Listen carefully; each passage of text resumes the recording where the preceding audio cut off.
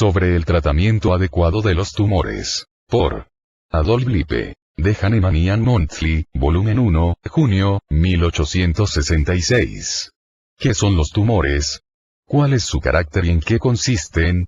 Es probablemente la primera pregunta que se presenta a nuestro entendimiento, y para resolver a esta cuestión no podemos hacer nada mejor que consultar a las más altas autoridades en la materia. El profesor Virchow, quien es el líder reconocido de la nueva escuela fisiológica, dice lo siguiente de los tumores. La misma ley que regula el desarrollo y formación del cuerpo también gobierna y regula el desarrollo y formación de tumores. Otra ley independiente o nueva no existe en ninguna otra parte. Lo que puede determinarse de esta manera, lógicamente, puede también ser demostrado empíricamente, a través de un examen directo de los tumores. Niego que, como enseña Bichat, los tumores son formados y existen en el cuerpo por medio de leyes diferentes. Me parece que todos los tipos de tumores, siendo de cualquier tipo, corresponden en general con las formaciones típicas conocidas del cuerpo, y que las diferencias esenciales entre los diversos tumores consisten en sí mismas. Que las texturas del cuerpo, texturas normales, aparecen a veces en la forma de tumores, en lugares donde se encuentran estas texturas en una condición normal, y otras veces en lugares donde no se encuentran estas texturas en condición normal. A la primera le llamo homóloga, y a la segunda heteróloga. Con esto él quiere decir, que todos los tumores, y los más parasitarios son todavía constituyentes y partes del cuerpo directamente emanados del mismo cuerpo, y que las leyes que gobiernan el cuerpo también gobiernan los tumores. El docto profesor, trabaja en absurdos lógicos, como él mismo más allá contempla que todos los tumores son aberraciones saludables con carácter de peligro o como él mismo lo expresa más claramente. La patología es logía física con impedimentos. La química no ha arrojado ninguna luz sobre el tema, y de nuevo cito de Virchow, él dice, todos los posibles tumores han sido analizados químicamente y tratados, más aún maltratados. Era la forma de poner la cuestión que no era bien entendida. En cualquier caso, nada se pudo encontrar que pueda haber sido llamado sustancia característica de cada tumor. Todo lo que finalmente fue descubierto fue, que en cuanto más maligno el tumor era, la más albuminosa materia contenía. Los de una forma más leve, revelan más que los malignos, por las formaciones estructurales que se vieron fueron mejor analizadas en su composición química. Por otro lado, la homeopatía exige que, con el fin de curar a un paciente, todos sus síntomas deban de ser considerados, y que la totalidad de los síntomas por sí sola constituya la enfermedad. El tumor, cualquiera que sea su naturaleza, constituye una parte de esa totalidad de los síntomas. Y nosotros a la vez observamos, lo que las investigaciones científicas puedan revelar, la naturaleza del tumor. Si la química no ha revelado nada, el microscopio lo hará. Aunque no nos puede dar una pista sobre la causa del tumor, o llevarnos a la selección del remedio. Pero supongamos que un tumor es una enfermedad local, un padecimiento en sí mismo, que existe independientemente de cualquier otra condición perturbada del organismo enfermo, tendríamos entonces que recurrir a forma de necesidad, y evidenciados por hechos erróneamente asumidos, al uso de medios mecánicos, para la eliminación de dichos tumores, y esperar tan racionalmente que el paciente se recupere rápidamente sin experimentar ningún posible mal resultado de tal medida plausible. La experiencia enseña suficientemente que tal suposición es errónea. Tenemos, sino que examinar al paciente que sufre de cualquier tumor, y pronto aprenderemos que el tumor es solo una parte muy pequeña de su enfermedad. Puede ser un síntoma concomitante, apareciendo con otras condiciones de perturbación en el sistema. Y nos puede ser difícil entender qué relación estas condiciones alteradas se mantienen patológicamente. Sin embargo, debemos tomar nota de cada uno y todos los síntomas del paciente, porque el estado de enfermedad del paciente está representado únicamente por ellos colectivamente. Si debemos aceptar la primera definición de tumores, y encontrarles solo impedimentos fisiológicos gobernados por ningunas otras leyes que aquellas que gobiernan el cuerpo, entonces estaríamos justificados en condenarlos al tratamiento quirúrgico. Si somos verdaderamente homeópatas y consideramos que el tumor es solo una parte de los síntomas del paciente, aplicaremos la ley de la curación, como fue entendida por los seguidores de Hahnemann. Lo mejor, más aún, el único modo de determinar la exactitud de cualquier proposición es el examinar los registros de los resultados de la aplicación de estos dos principios opuestos. Antes de defender la innovación, sobre cualquier costumbre honrada en cualquier momento, ejemplo, consignar todos los tumores al cirujano, vamos primero a investigar cuáles han sido los resultados de tal tratamiento. Vamos a estudiar para este fin las estadísticas de los defensores de ese tratamiento.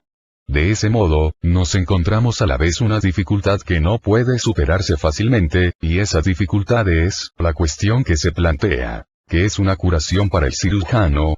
Tenemos algunos casos sobre este punto que ilustrarán esta cuestión. Una celebridad muy conocida en la cirugía, de esta ciudad, escribió un artículo para una revista médica, un gran número de las cuales fueron dadas de baja por distribución privada. En dicho artículo, 7 casos de tumores ováricos se reportaron extirpados en 9 meses, y curados 8 meses después de la fecha del informe. El último paciente sobreviviente, encarga distribuir este aviso y unos días más, ella se enferma y muere. Aún así, su caso, y los 6 casos anteriores al de ella son reportados hasta el día de hoy como evidencias de curación. Podríamos con mucha más propiedad referirnos a estos casos como inconfundibles evidencias de que las operaciones e extirpaciones fracasaron al llevar a cabo lo esperado, una curación. Por lo tanto, sería irrelevante para nuestro objeto el admitir lo que los cirujanos nos ofrecen como sus estadísticas, y lo que sería bueno en casos de tumores de ovarios, y aplicable a todos los otros tumores. Pero el cirujano nos dirá, que él no ha sabido de casos donde surgieron consecuencias por la extirpación de un tumor. Esta afirmación debe tomarse como lo que vale. Hay médicos y cirujanos que tienen ojos, pero no ven claramente. Tenemos obstetras que dicen: nunca he visto malos resultados por la administración del cloroformo o éter durante el parto. Otros sostienen que los malos efectos nunca dejan de exhibirse después de que el cloroformo o el éter hayan sido administrados.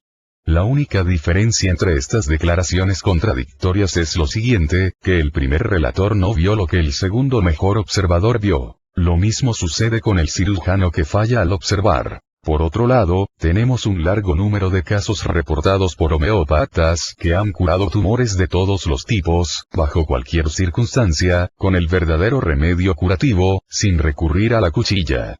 Tales casos, si fueron curaciones, los pacientes permanecieron bien, ni los tumores o cualquier otra enfermedad se presentó después en un lapso de varios años. Podemos ilustrar mejor nuestra posición mediante la adopción de una de las formas más peligrosas de tumoraciones, los de los ovarios.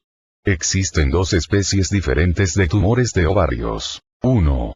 Los que contienen formaciones de quistes. 2. Los que conforman una masa sólida.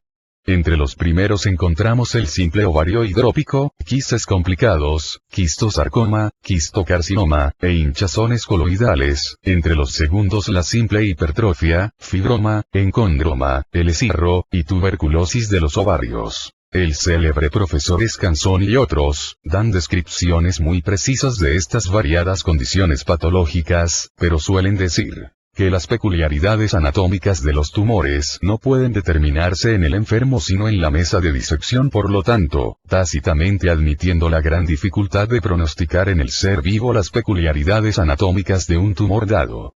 Si tenemos en cuenta además los resultados de la operación, extirpación, como se presentan en una colección de 64 casos por Simón, que solo reclamó 12 curaciones, mientras que por sus propias estadísticas la mortalidad ascendió al 72%, incluso, aceptando con desconfianza estos 12 casos reportados como curados, debemos dudar muy en serio de la recuperación final de los operados, y desde luego abandonar toda idea de imitar tal práctica sin esperanza, sabiendo además la dificultad reconocida en cuanto a la determinación de las peculiaridades anatómicas de los tumores. Por otro lado, la experiencia nos ha enseñado que los tumores de ovario se rinden al remedio homeopático, pero cómo debemos encontrar el remedio curativo es naturalmente la primera cuestión.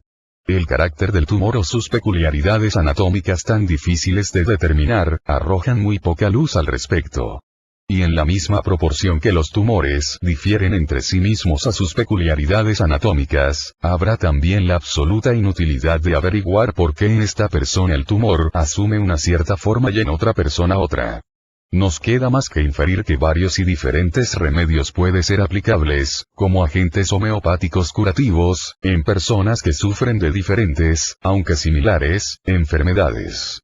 Esto sí sabemos entonces que la individualidad del paciente determina la peculiaridad anatómica del tumor, y por eso debemos de curar cada caso individual, guiados por los síntomas individuales característicos del paciente. No podemos esperar nunca el encontrar por inferencia un remedio específico para una enfermedad que se presenta en muchas personas diferentes con tan palpables diferentes peculiaridades anatómicas. Siguiendo este precepto, encontraremos, para nuestro asombro, que variedad de medios están al servicio de la recuperación natural si son bien asistidos, y que tan extraño es el proceso por el cual algunas de estas enfermedades son curadas. Recuerdo un caso muy instructivo en el que una dama, sufriendo de tumores de ovarios grandes enquistados, se recuperó.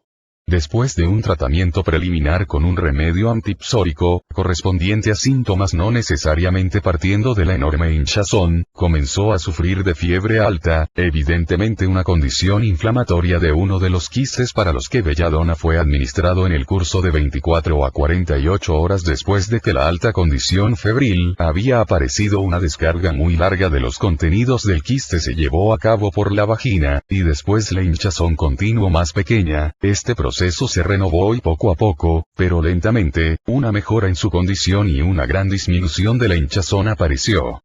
Bajo determinadas circunstancias, apis, lachesis, gravites, lycopodium, bromium, y iodum han sido de gran utilidad en estas enfermedades. De la misma forma vamos a tener que tratar a todos los tumores, y como encontramos el remedio curativo para muchos casos de fungus hemotodes, en Phosphorus, guiados por un síntoma pequeño y aparentemente insignificante registrado por Hahnemann, pasado por alto por muchos y negado por otros, las pequeñas heridas sangran mucho, encontraremos por la aplicación similar de analogía el remedio para muchos casos aparentemente similares sin esperanza. Bajo tratamiento estrictamente homeopático nunca observamos la formación de ninguna especie de tumores. Si un paciente que sufre por una tumoración se presenta a tratamiento y aceptamos los principios anteriores y las conclusiones trazadas por ellos, debemos como homeópatas prescribir el remedio similar para su enfermedad representada por los síntomas colectivos. El tumor forma solo una parte de ellos. El resultado será una recuperación total. El tumor dejará de crecer, se absorberá o será expulsado como un cuerpo superfluo, como por ejemplo en algunos casos de pólipos. Pero si el tumor ha dejado de crecer, si la enfermedad está comprobada, si en todos los demás aspectos, el paciente permanece bien, y sin embargo el tumor se niega a desaparecer porque la constitución, o como puede ser llamada la naturaleza, no es lo suficientemente poderosa para disponer del depósito de la producción de la enfermedad, si tal caso ocurre, entonces podría entrar en cuestión si la eliminación de este depósito por medios mecánicos, esto es por cirugía, no sería aconsejable. Si los principios aquí expresados son correctos, sigue quedando al médico el decidir por él mismo si será gobernado exclusivamente por ellos, o si prefiere ser gobernado por nuevas contingencias en lugar de adherirse a los principios asentados. La solución a esta cuestión se deja al juicio de cada practicante y no puede ser alcanzada por el presente artículo, cuyo objeto solo ha sido definir los principios homeopáticos aplicados a la curación de los tumores.